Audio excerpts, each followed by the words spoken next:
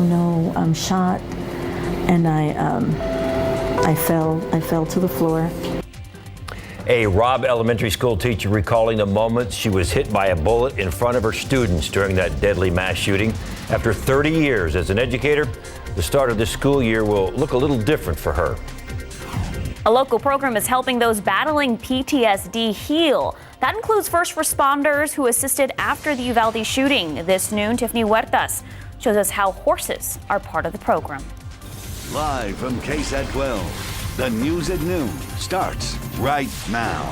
Sheriff investigators are hoping evidence and information will add up to arrests in connection with the deadly shooting. The victim was found outside his home in northeast Bexar County in a neighborhood not far from FM 78 and Walsham Road. Katrina Weber tells us why deputies believe there was more than one shooter. At just after 11 last night, the day was nearly done, but the investigation was just beginning in the 6500 block of Beach Trail Drive. Bexar County deputies found a man identified as 42-year-old Antonio Flake dead from gunshot wounds outside his home. They told us nearby they also found shell casings from 2 different guns. Someone living a block away had called 911 after hearing those gunshots, but it seems it was a crime that was hard for anyone to ignore. Based on what neighbors tell me, there were more than half a dozen very loud gunshots that rang out. One man told me he could hear them as he drove from Judson High School nearly 2 miles away. No one wanted to talk about it on camera, but deputies were hoping they would get some answers from several people who they questioned overnight. So far, they have not made any arrests. Katrina Weber, KSAT 12 News. Noon, a woman says she was in a rush to get to work when she hit an off-duty deputy that was directing traffic near a school. The Bexar County Sheriff's Office arrested Susan Rodriguez and charged her with aggravated assault against a public servant.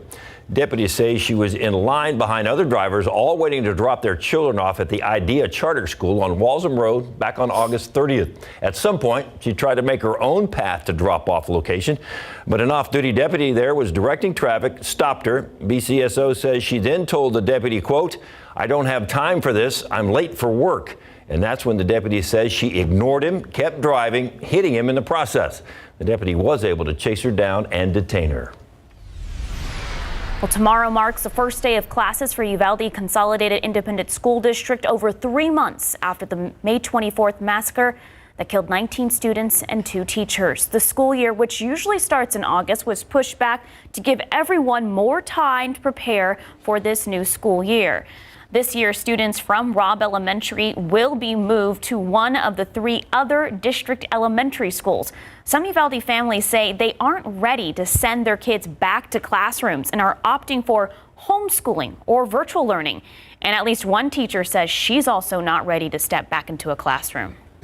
And it's like, I'm not part of that anymore. So yeah, that's a little hard because I get excited with them, and I do, I want to be involved with that, but then it's like, reality kicks in. It's like, okay, well, I'm not doing that this year.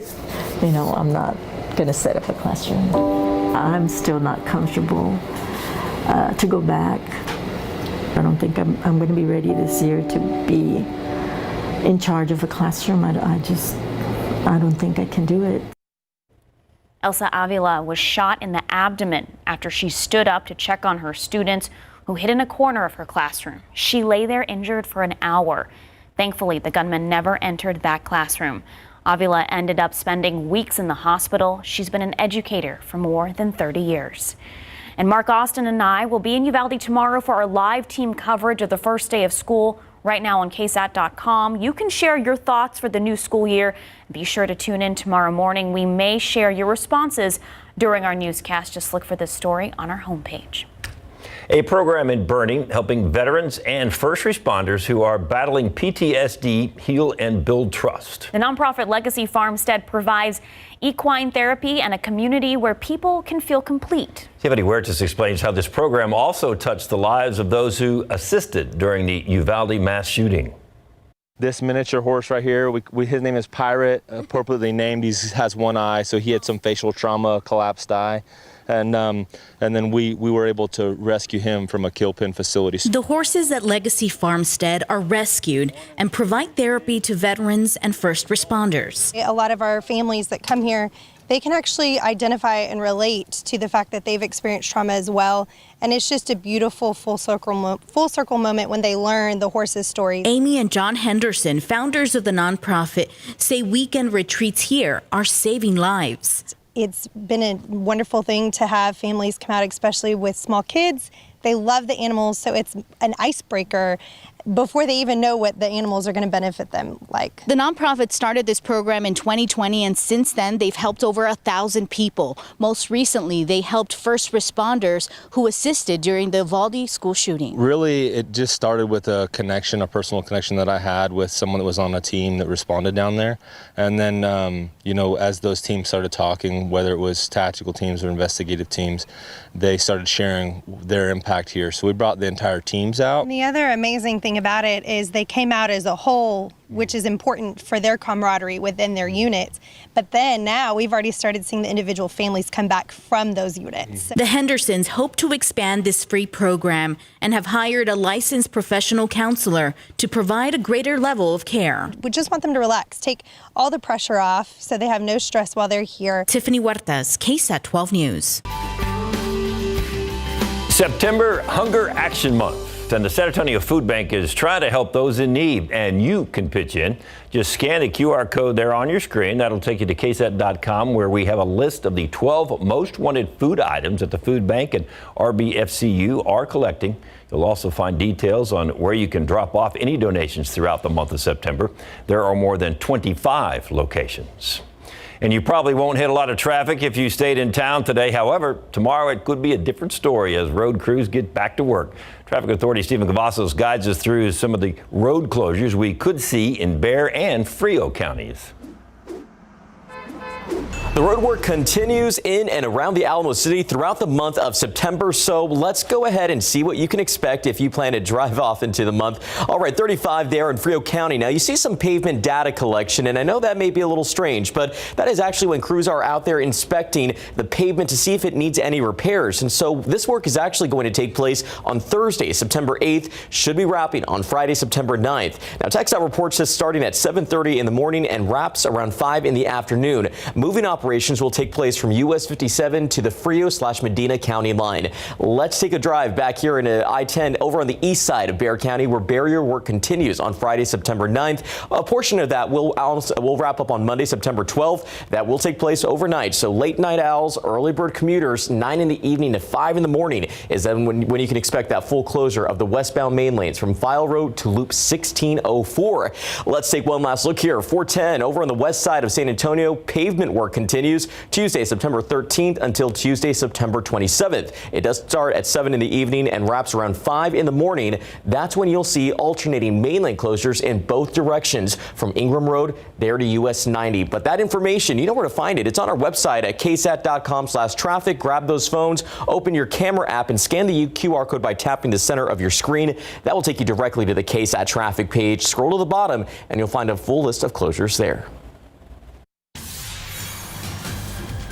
Looks like a pretty nice Labor Day. 1 or 2 showers or a storm out there, and then rest of the week it's going to be heating up. The UTSA Roadrunners got clipped on the final play of their home opener. Highlights coming up in a few minutes in sports. From homeless to hero, why a woman says the military served as an escape and the start of a brand new chapter for her life.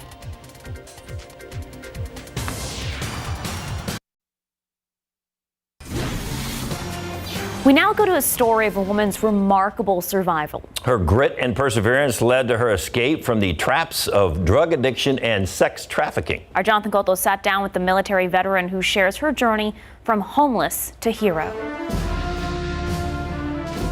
"You'll never make me put this to my head again," my mom said as she held the gun up in front of me. This is an example of the length she was willing to go in order to cause emotional damage, despite my undying love for her. These are words in a book, but for Janae Sergio, they mean so much more. I come from a family, like a broken family. I never met my father, and my mom had 3 daughters by the age of 21 by 3 different dads. And so she was a single mom trying to raise us. Sergio says her mother came from a broken family and projected the trauma on her. So I dealt with a lot of physical abuse and emotional abuse growing up. Around the age of 16, I was actually sexually assaulted. And that was my first experience, and my mom decided she didn't want to deal with the situation, so she took me to Hollywood, California, and she dropped me off at a homeless shelter in Hollywood, where I had to spend the next 2.5 years surviving as a teenager. She says nothing could have prepared her to survive the streets. It was like a drop-in shelter, so it wasn't a stable place to stay. I had to come every night at 7 o'clock and get a bed. If I didn't get a bed, I just had to walk the streets at night. 4 homeless shelters later, Sergio was able to avoid sex trafficking and drug addiction. In a constant state of fight or flight, she always thought of her mom. You know, it's really sad because I still wanted her approval, and along the way I kept hoping that she would come back and get me. She looked to the military as an escape and the start of a brand new chapter. The Navy gave me promises of hope, of something that was a 3 to 5 year plan instead of a day-by-day plan. And so I was like, you know what, I have nothing to lose. Let's do it. And so I just went. Sergio was one of the first service members sent to war after 9/11. She finished her GED while deployed conducting combat aero operations in Afghanistan at the start of Operation Enduring Freedom. I did, and I felt like I finally had a purpose. I think, most of my life I didn't feel like I was really worth anything in this world. Sergio served for 8 years. She's since built a 6-figure online boutique business, is now a published best-selling author, and married with 2 daughters. At some point in your life, you're going to have to realize that no one's coming to save you, and you're going to have to step up and be your own hero. Sergio says she never allowed herself to become a victim of her circumstances, and she hopes her story will inspire others to never quit. Reporting front and center, Jonathan Cotto, KSAT 12 News. Such a great story. Yep, Thank you, Jonathan, for bringing us that. Yep. Also Outside looks with beautiful live out cam. there. Yeah, this is a great looking day. What is this? The official end of summer? Unofficial.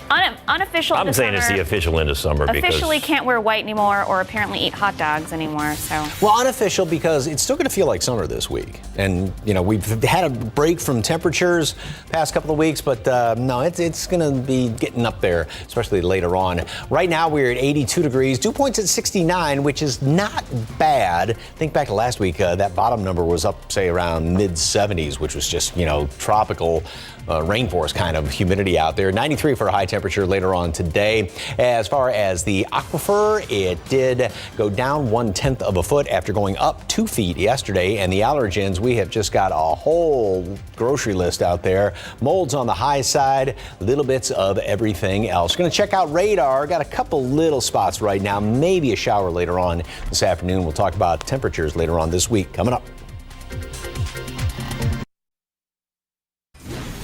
I say an official end of summer because it's really the end of summer for like these kids. They got to go back to school, start studying, bear down, get some good grades. Some kids have already been in school. Yeah, but now it's, no more of these 3-day weekends. It's So like, in my mind, bam, it get makes me after it. think of fall, high school football, maybe putting the Letterman on, probably in San Antonio, not until maybe December.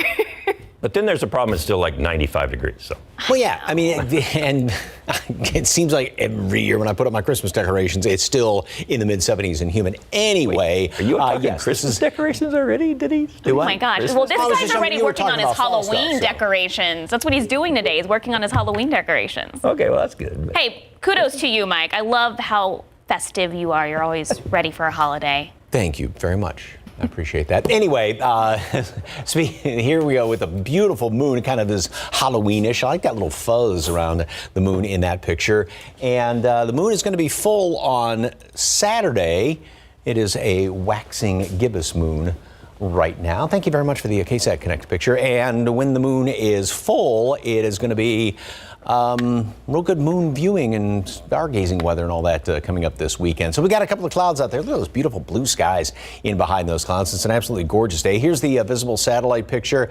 And obviously we've got a lot of clouds well down here to the south and east, kind of streaming across the area. And then just these little smattering of clouds here and there. And some of these showers down here to the south do have, or some of the clouds do have a couple of showers right down here. Oh, just around Corpus Christi, Mathis, trying to slide a little bit further inland.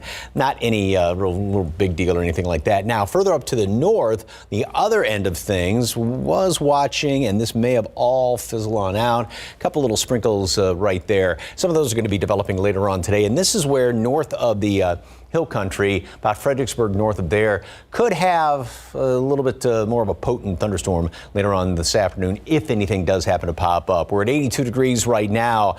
No, it is not 99 right now in Devine. Don't worry about that one, but 86 at Port SA, 84 Stinson. And again, the humidity is not bad. Well, Canyon Lake, 75. Yeah, that's not fun humidity. It's getting there at Pleasanton, 73 degrees, but elsewhere the dew points are low enough. The humidity's not that bad as of right now. So 12-hour forecast. We're going to be up into the low 90s later on by mid-afternoon, and then we hit a high temperature today of 93 degrees. Got that 30% chance for a stray shower or a storm or two trying to pop up around the area. They'll be very few and far between like they were yesterday, and we'll have a couple of extra clouds hanging around here. Some of those may linger into the evening hours, and then they will start to die down. So here's what the computer model looks like. And again, it's got a couple of these trying to pop up here by late afternoon, right around dinner time, one or two here or there, and that'll be the case in through, like I said, about mid-evening. Now, Storm Prediction Center also has a very small chance, this would be just a marginal risk, for one or two of those to become severe, which would be high winds and hail. Again, that's about Fredericksburg north of there. So in our area, no, nothing severe. But of course, any thunderstorms, they do pop up. Could see some pretty, gusty winds, maybe some of those outflow boundaries from some of those, like we had, especially on Saturday night when those outflow boundaries were moving on through the area. So here's what's going on. We've got this low just off to the kind of northeast of us, and you think, okay, that's almost on top. That would be a good, kind of a rainmaker, but we're on the wrong side of it. Lows with that counterclockwise spin, all of the activity, the lift in the atmosphere is on the right-hand side of them, and on the backside, kind of in conjunction with that high, the air is somewhat sinking. Now, we do see some disturbances trying to slide on in here, and that's probably going to be the case today, but for the most part, this thing just doesn't get close enough to really do that much good. So the high is pretty much going to be sort of the dominant feature, I guess you'd call it, and that's going to help to heat us up as we go on into the week, and that's why temperatures, it's the unofficial end of summer, because it'll definitely feel like summer this week. So 85 degrees today at, we're already at noon. Pardon me on that one. And then 93 for a high temperature. Leftover graphic from this morning. A couple of showers, maybe a thunderstorm or two out there. And then over the next 7 days, we are going to see, again, a shower or two tomorrow.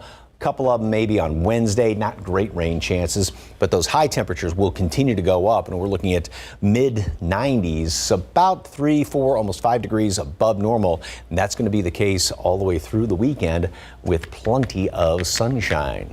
Sarah, David?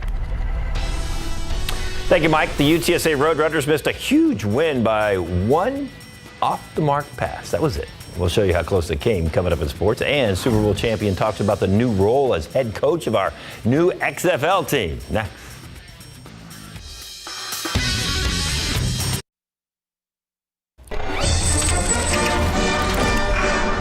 Hey, remember last week the head coach of Houston claimed UTSA was piping in crowd noise in the Dome? Didn't need a Saturday for their home opener. 37,000 plus fans packed the Alamo Dome. Roadrunners raised their championship banner, and then they went to work. Roadrunners are up 21-7 thanks to quarterback Frank Harris. He hit 6 different receivers. One right there, a 51-yard catch and run by Joshua Cephas. But the Cougars come back in the fourth quarter. Clayton Toon able to find Joseph Manjack for a great juggling grab. It's tied to 21. Tack on 2 field goals, 1 for each, and we head to overtime at 24 all. In the second overtime, UTSA down 34-27. Harris is able to find DeCorian Clark, 13-yard touchdown pass, followed up by a plunge into the end zone for the two-point conversion. And we force an overtime, tied to 35. Down 2, the Roadrunners have a chance to go for 2 and the tie again. But the pass out of bounds. The Cougars survive, handing the Roadrunners their first season-opening loss since 2018, the final 37-35. I thought we outplayed them. And that's on the head coach, right? Our kids gave an unbelievable effort. We made some critical mistakes in some critical times, and that's on me. And couldn't be more proud of them. Coach Shutter wanted us to keep our head up. You know, he takes the blame, but I definitely take the blame myself. That last play, I forgot to send him in motion, so it's hard on me right now. We got to just come out there, you know, tomorrow, learn from everything, good, bad, and get ready for next week. I think we're going to respond well. Kind of like what Frank said, we're going to have to go back tomorrow, look at the things that we need to fix and get ready for a great opponent in the Army. But I feel like we played a great game overall, and I'm proud of the way we played. Yeah, one of those mistakes was an illegal substitution by the defense, and it allowed Houston to keep a drive alive late in the fourth quarter, and that's how it ended up where it did. Okay, so the Roadrunners don't have it easy, and they don't have time to worry about last week. They've got to travel to West Point, take on Army at 11 o'clock this Saturday morning. Pro football coverage, powered by Davis Law Firm. 1 week from tonight, we're going to finally know how the Cowboys and Texans do with their first test of the regular season. So many questions need to be answered for both teams. And it all starts for Houston by hosting a division rival, while the Cowboys get the primetime spotlight at home. Week 1 of the NFL looks like this. The Texans will host the Colts Sunday at high noon, NRG Stadium. And then the Cowboys will wrap up the night by hosting the Buccaneers, Tom Brady, at 7:20 at AT&T Stadium. Former Super Bowl champion and now head coach of the San Antonio's new XFL team, Hines Ward, made his first visit to the Alamo City and stopped by the Alamo Dome to watch UTSA's home opener. We had a chance to visit with Ward to discuss our newest football franchise. I'm extremely excited about the opportunity. I think the reason I chose San Antonio, just from the great passion from the fans who crave football, and it's an amazing sports town. It just reminds me a lot of what I had up in Pittsburgh during my playing days in blue collar city. So I'm excited to have an opportunity to be the head coach and excited to have pro football back in San Antonio. Well deserved. All right, San Antonio's excited too. Of course, this isn't the only team in Texas in the XFL. Arlington and Houston have a team in the mix as well. So we've got natural rivalries going on. And that's a guy who knows about rivalries. So we've got a great head coach. See what happens. I get the bragging rights. The state of Texas, I know how important football is here. And you know, I get it. Dallas and Houston, they have their own professional football team. But I just wanted to, you know, get the fans excited. And I know it's a big rivalry between all the cities. And my goal is to try to win the state title here. I want to be able to sweep Dallas and Houston all in the same year. So I'm excited. Look forward to it. It should be fun. What are your thoughts? Feel pretty good about this? About this team staying here for a while? Yes, Hope so. I mean, the trend has not been something that stays. We've seen them come and go and only last 2, 3, 4 years. So hopefully this will stick around a while. We would love for them to stay. All right, thank you, David. New today at 5, with so many promotions and ads, the email inbox is sure to pile up, and clearing it can be daunting. Marilyn Moritz shares some of the easiest ways to get rid of digital clutter today at 5 after Entertainment Tonight. I'm Mark Austin in Uvalde, where classes are about to resume at Uvalde CISD. We will have live team coverage tomorrow on GMSA.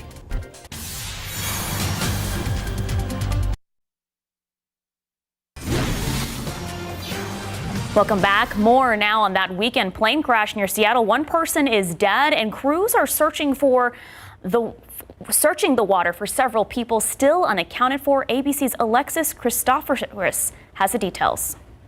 One of our neighbors said that his daughter did see the plane falling out of the sky. Becky Wright was outside her home on Whidbey Island just after 3 o'clock Sunday afternoon when she heard what sounded like a loud explosion. Lead medic, aircraft accident in the water in Mutiny Bay, response fire 3.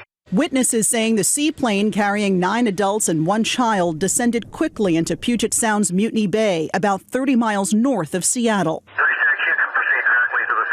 Officials describe the plane as a de Havilland DHC-3 Otter, flying from the popular tourist destination of Friday Harbor to a Seattle suburb. These are rugged airplanes, and they're very, very reliable. Even if the engine fails, they're over water, they can glide the airplane to a safe landing in the water. That didn't happen here, and that's going to be one of the main questions is why. Local rescue crews and the U.S. Coast Guard rushing to the scene where bystanders also jumped in to help. There were a couple of Good Samaritans who were on scene very quickly after the incident who reported seeing some debris in the water sinking, and they recovered a deceased individual. One official saying all 9 people unaccounted for are presumed dead. The search now being described as a recovery effort. Talking about it makes me want to cry.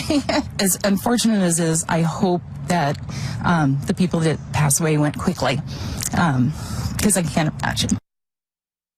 According to the U.S. That was Alexis Christoforous reporting.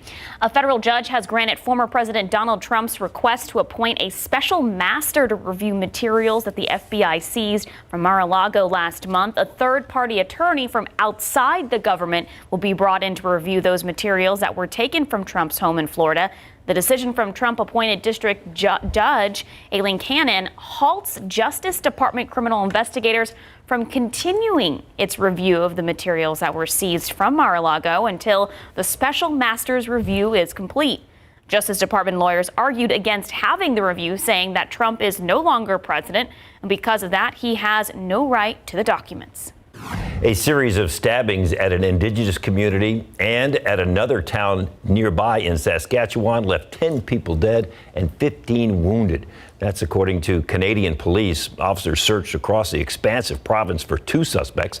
Police say the stabbings took place in multiple locations on the James Smith Cree Nation and in the village of Weldon. It is among the deadliest mass killings in Canadian history.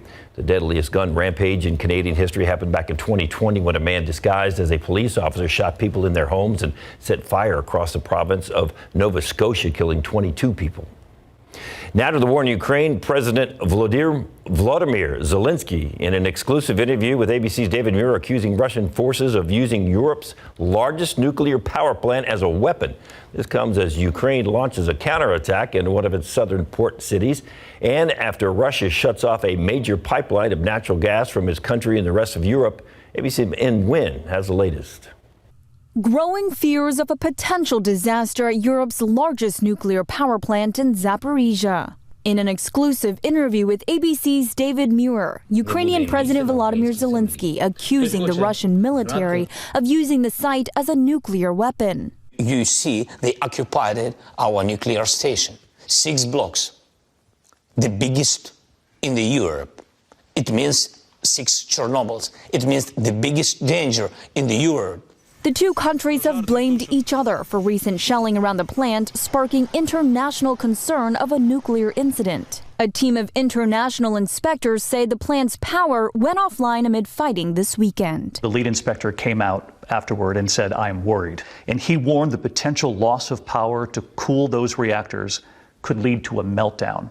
You and us are already close to danger because there are military people, military personnel at the territory nuclear power station. There shouldn't be any military personnel. Zelensky revealed on Sunday Ukrainian forces had retaken 3 settlements, 2 in Ukraine's south and 1 in the separatist eastern Donetsk region. Muir also asked him about the Ukrainian efforts to liberate the southern port city of Kherson, which Russian forces seized in March. But Zelensky wouldn't elaborate, saying he wanted to preserve the element of surprise. It's a very difficult war, and it's a very difficult task. We will renew our territory. We cannot freeze this conflict now. The team of inspectors that were at the Zaporizhia plant are scheduled to brief the UN Security Council tomorrow. The goal is to prevent a nuclear catastrophe. Nguyen, ABC News, Washington. 12:37, 85 degrees. I'm enjoying 85 at noon, Mike. I know. No, it's nice. Well, I got news for you. That's pretty good because usually it's in the 90s. Yeah, I mean, a lot of, just a few weeks ago, we were already looking at, the low 90s, which is the forecast high today, and that was the noon temperature. And it's pretty nice. 83 officially out there at the airport, still in just the upper 70s way out in Rock Springs, and same thing down along the coastal plain at Victoria, and dew points at 69. So that's, again, not too bad with as far as the humidity is concerned. Today is kind of an infamous anniversary. It was 22 years ago on this date. Raise your hand if you remember it. It was a Tuesday. We hit 111 degrees. David's raising his hand. Yes, me too. Yeah, I remember we had a ticker going, I think, watching the thermometer and the temperature go up. Hottest ever recorded since been keeping records since way back in the 1800s. The average last 100-degree day here in town is on August the 20th. And, of course, we haven't had anything since early August. Also, going back to 2000, that was a really hot period. A bunch of records were set all in a row, a bunch of hundreds all in a row. That first part of September and the latter part of August. And then in 2005, the latest 100-degree temperature was on the 28th of September. That was 104 and had a lot of hot temperatures leading up to that as well.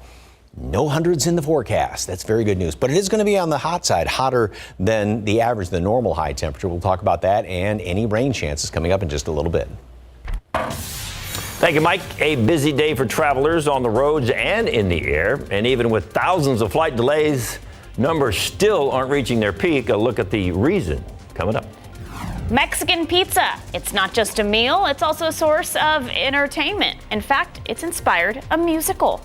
And if you happen to be heading to the beach, watch out for those dangerous rip currents. They can be tough to navigate for even the strongest swimmers. But there are ways to get out of them and spot them and get to the shore.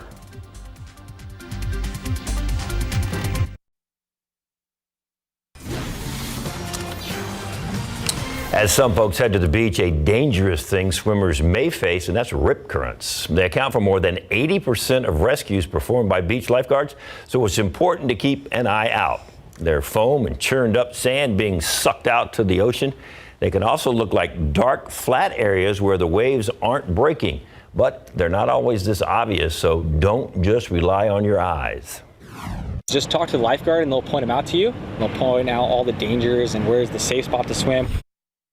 And if you're caught in one, it's critical to know what to do.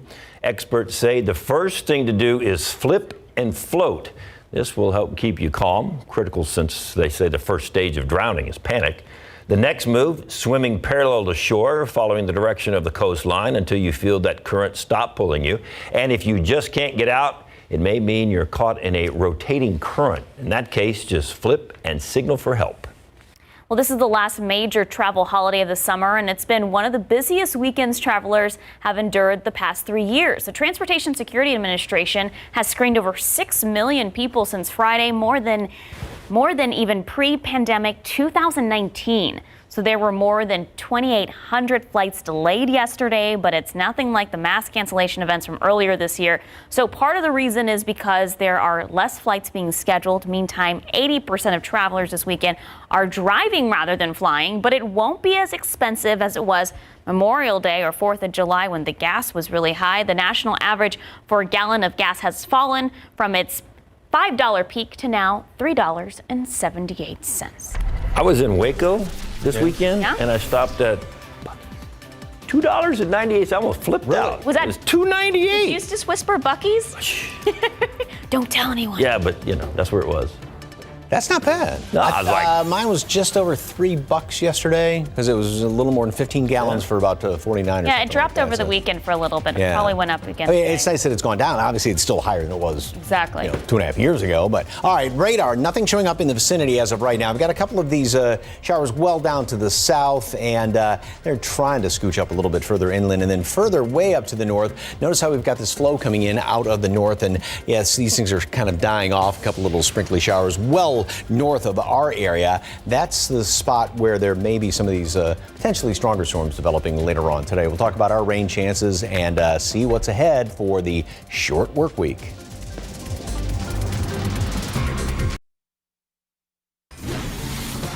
It's a good way to In the unofficial end of summer.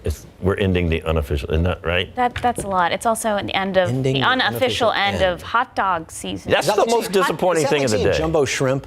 Huh? You know, What? Ending the unofficial end of jumbo shrimp. You know, it's kind of where did kind of an Jumbo? oxymoron. You're ending the unofficial end. Got it. Okay, it was like. Oh wow.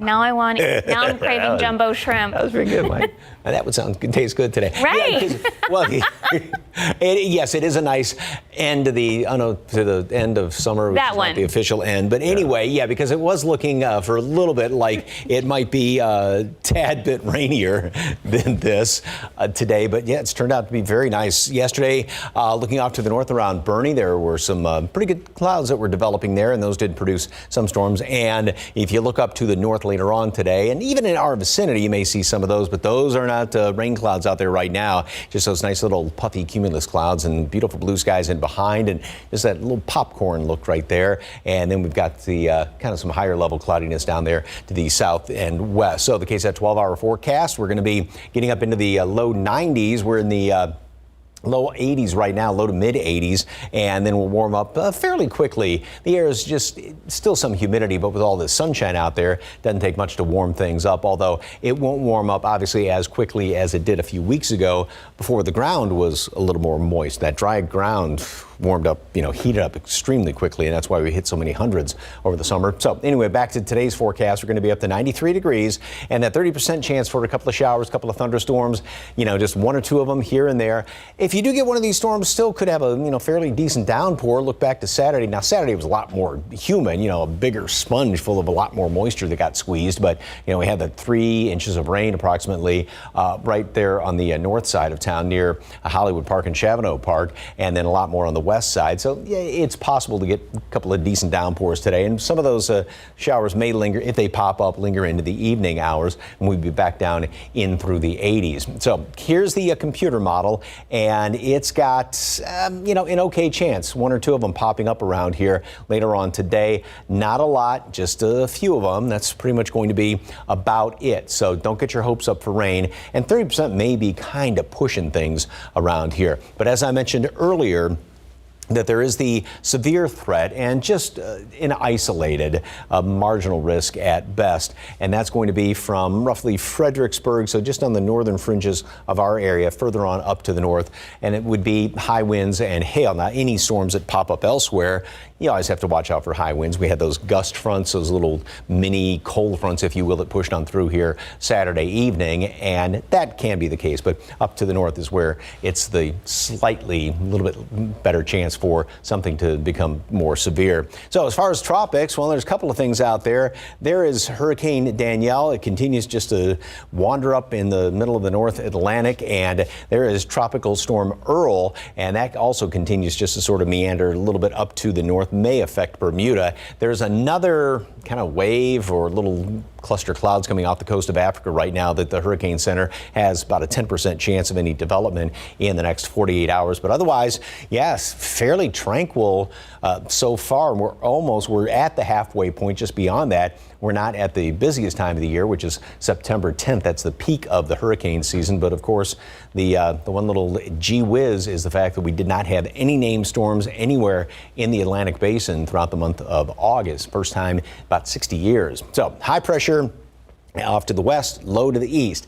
Not a real good rain-producing type situation here. You'd rather be having this situation right here, but we're kind of on the opposite of that. So that's why we have, these little disturbances coming in here from the north, but they're not going to be big rain producers around here. One or two of them tomorrow, same thing on Wednesday.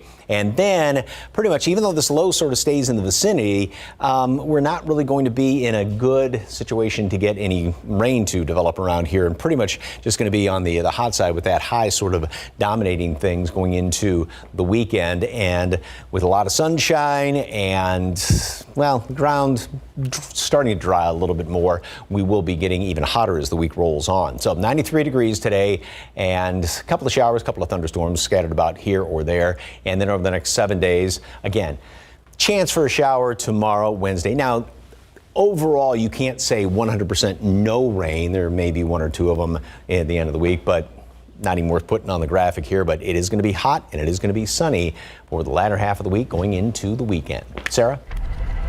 Thank you, Mike. A music superstar with an iconic look wants to make sure your furry family members step out in style as well. Yes, we're talking a look at Dolly Parton's new line of doggy wear. Plus, some fans already have a bone to pick with the collection.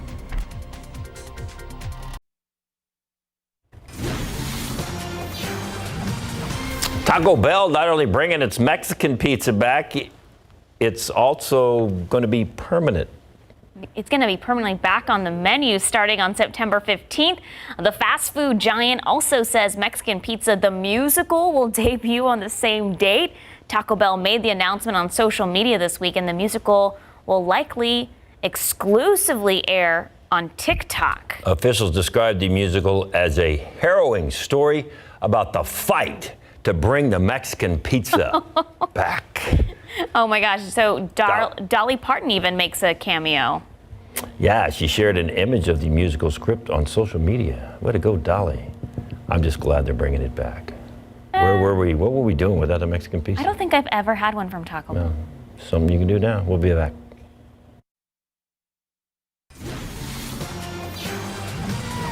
Why is Dolly Parton blow drying a French bulldog named Billy the Kid?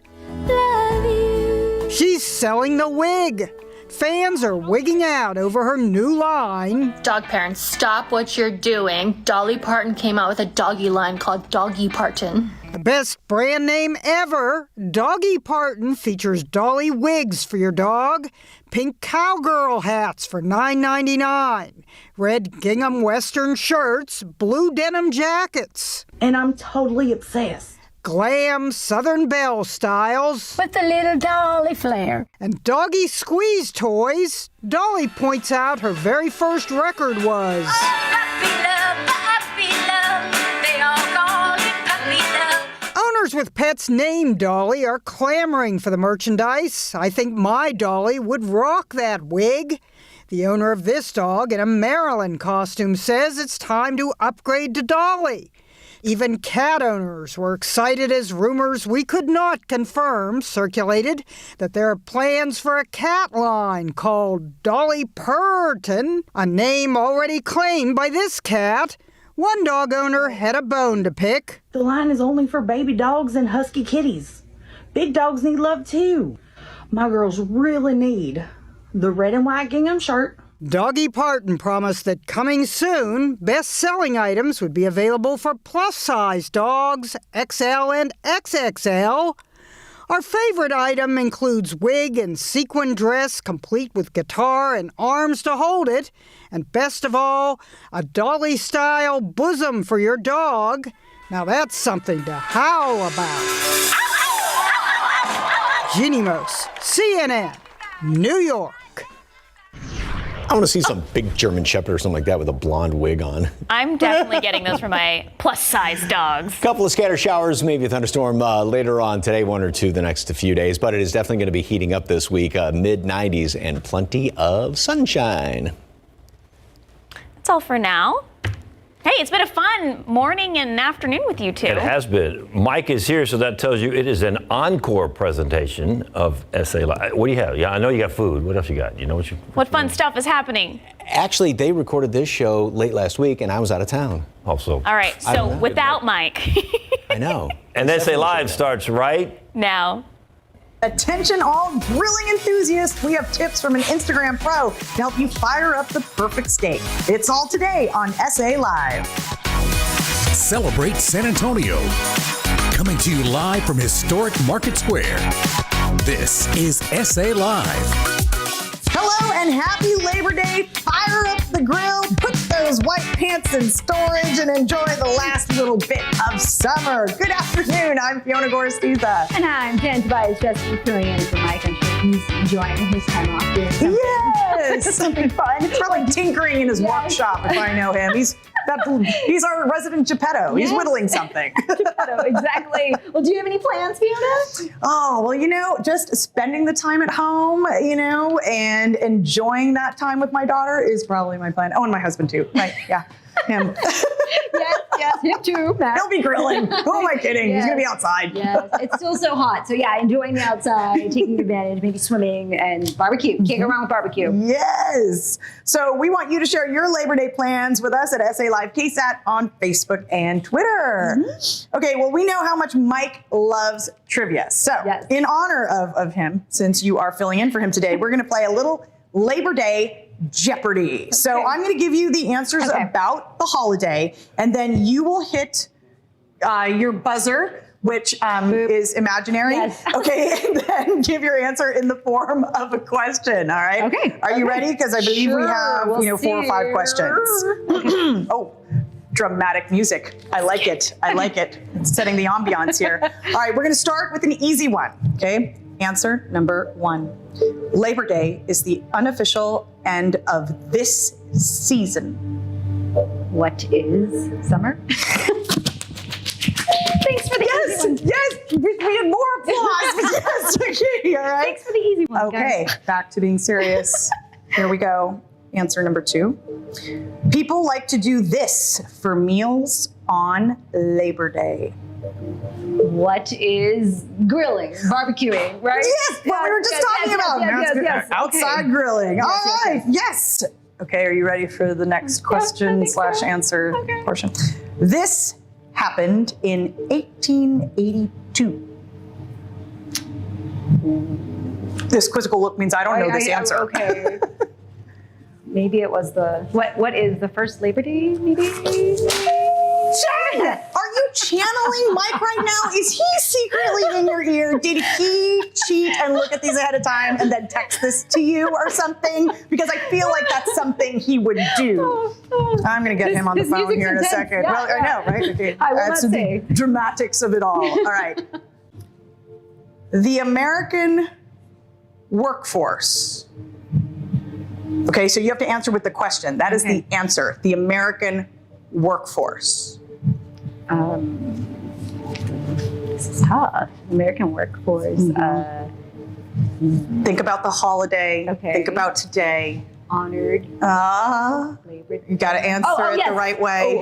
Who is honored? Labor Day? Yes. Okay, we got there. Oh, Mike, we've done you proud. And here's a little trivia for you. No, I'm not going to do him proud. Got something for you too. Yes. Did you know Labor Day is the 3rd most popular day of the year for grilling? Oh, see, I actually thought that was a question. I'm glad it wasn't. Okay, yes, right behind Memorial Day and the 4th of July. And we know a lot of people in South Texas will be smoking a tender, juicy brisket today. But what do you do with the leftovers? Adrian Davila, pitmaster and owner of Davila's Barbecue in Seguin, has a few amazing ideas for families. Take a look. We're all getting back into our busy routines. Like many of us, we're looking for those family meal ideas. Yes, and today we plan to not only make you drool over this delicious brisket, pitmaster Adrian Davila of Davila's Barbecue is showing us how you can turn your leftovers into fun meals for days after. This is why you have to label stuff in your fridge so that your family doesn't eat it out from under you. You go, do not eat this. You know who you are. Yes. Okay, so you make your brisket on Sunday, but you have some fun ways to make those leftovers. Sunday, you give it all the love and the rub that you can give it, right? All day Sunday. It takes like 14 hours to make a brisket. So all that work, you know, if you don't use it all, why would you waste it? Well, I'm gonna try Shift, pivot, boom, other things, baked potatoes. Then you can put the chef mom hat and do like this brisket ragu / bolognese with pasta. You'll be an absolute hero. Right, and then also we start with these potatoes over here. Potatoes. I'm in charge of these. Start with easy, right? The potatoes. You can even put those in the pit for a couple of hours on Sunday, along with the brisket. Chop it up. Next day, out the door with the microwave, heat it back up, and top it with everything that you want. Jack, bacon bits. Is there anything you don't want on your? Or not want. Everything. You got it. You got it. Coming right up. I love this little setup you have here, and the rub that you use. Where can people find that? Yes, the rub is at HEB. We're very proud of it. It's my grandfather's recipe. We've used it for over 60 years. We use it on everything, and you're gonna find it all over Texas on HEB. Yes, I get so happy when I say that. Smell. Is it unbelievable? Yes, like yourself. Oh goosebumps, for real bumps. I love that, and obviously you have your book as well. well. So yes, with a lot of like family recipes and story about the food and really what it's about and why we cook what we cook, not just how to cook it, right? So, you know, you go into all these ideas of trying to get things, make them a little easier, and the potatoes are a perfect vehicle for that. How's it going, Fiona? Oh, it's going good. It's going good. I got the brisket. I got the sour cream on there. Now, your restaurant in Seguin, what else is on the menu if folks go to visit? Yeah, so the restaurant in Seguin is, of course, like classic, old school butcher block barbecue. We make everything from our sauce, all of our meats, down to our sausage. We've been doing that for about almost 65 years. My grandfather started. My dad and I continue to operate it, of course, with help from all family members. But you know, we spin it off with our food truck and our catering, and the potatoes and the tacos and the Frito pies and the burgers. They've really taken on their own identity, and I think in our social media world, with all the sharing and all the photos, those things really take on, you know, its own identity. So they're really getting a really strong foothold on our menu. I love that. And Fiona's done over here, but you also have a way to take your brisket and turn it into kind of a fancier meal. Yeah, you know, so you have like the family meal, what people call in restaurants, you know, and then they take things and kind of do their own version of it. And so we took brisket. We're going to make our ragu sort of bolognese with some wine reduction, some balsamic, tomato paste, and the mirepoix of carrots, onions, and celery. Oh my goodness. Adrian. And then we're going to pair that with what you call is a ribbon pasta.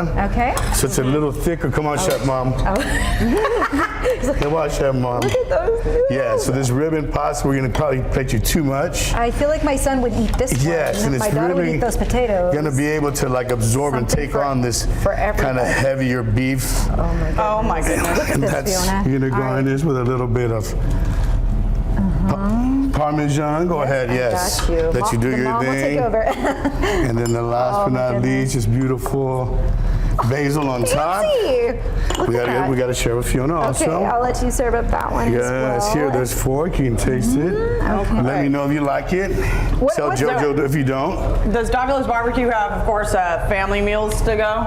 Oh, yes. We do our family meals. It's one of our most popular items. The Davila family order is a pound of brisket, have a chicken, sausage, two choice of two sides of our 32-ounce sides, pickles, onions, bread, and sauce. And again, all of those things that we speak of are absolutely homemade. They're heirloom recipes from whether it's my grandmother, my father, my mom. Everybody gets a place at the table. And of course, you got your cookbook, right? Yes, and that's really what we're all about. Is just like you come and eat at our table, you're like family to us. So it's like, there you go. There you are. Yes, thank you. What are some of your favorite menu items that you make? Well, you know, I think the process of the sausage is always really kind of it's really what locked me into the business. Is because, you know, we saw this like kind of this very rustic process of grinding the meat and deboning it and stuffing it. It's a long 2 to 3 day process. But then you walk to the front of the house and everybody's enjoying it and smiling it. And I saw how you could take something that was very rough, turn it into something beautiful and create a memory. So I have to say the sausage, that's probably our namesake. Got it. And let's talk about how you get your brisket so amazing. I know you can't give away all the secrets. No, but you know, it's slow and slow. It's 250. Got it. You know, 12 to 14 hours. You got to let it reach 180 degrees. You know, and, my grandfather, he had this way of really doing it by touch and feel. And our pits are very, very old, so we don't really have the modern sort of the same things that other people would. And today but we still go by our thermometers and just the way we do it and give it time, and it'll get there. Way, right? Yes. I love that, Adrian. Yes, for sure. So delicious. Thank you. Appreciate you coming on. We love being here. Thank you for having me.